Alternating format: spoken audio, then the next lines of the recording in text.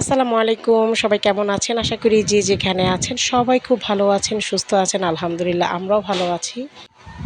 মৌসুমি ফলগুলোর মধ্যে আমার কাছে তালের আঁশগুলো খেতে খুবই ভালো লাগে। আম, জাম, কাঁঠাল, লিচু এসব তো সবারই ফেভারিট থাকে। তো আমার এইসবের মধ্যে সবচাইতে ফেভারিট হচ্ছে এটা।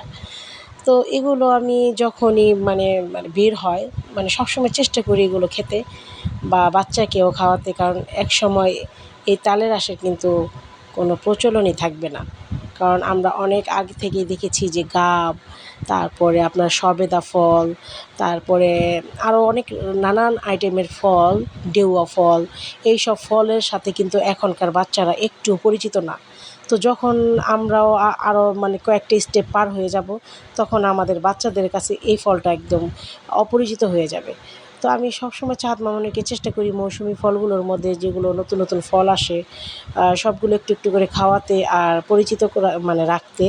আর আমাদের দেলপাড়া লিটল জিনিস স্কুল অ্যান্ড কলেজে প্রতিটা বছরই আপনার ফল উৎসবে বিভিন্ন আইটেমের ফল নিয়ে এরকম বাচ্চাদেরকে জ্ঞানমূলক একটা প্রোগ্রাম আয়োজন করা হয়। এবছরও করা হবে হয়তোবা কুরবানি ঈদের পরে সেটা।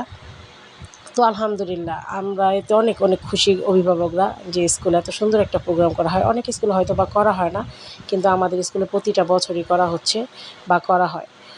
আর একটা কথা হচ্ছে, জীবনে আপনি চলার পথে জ্ঞান দিবে আপনাকে অনেক মানুষই, কিন্তু সঙ্গ দিবে না কেউ। নিজের জীবনের লড়াইটা সবাইকে একলাই লড়তে হয়।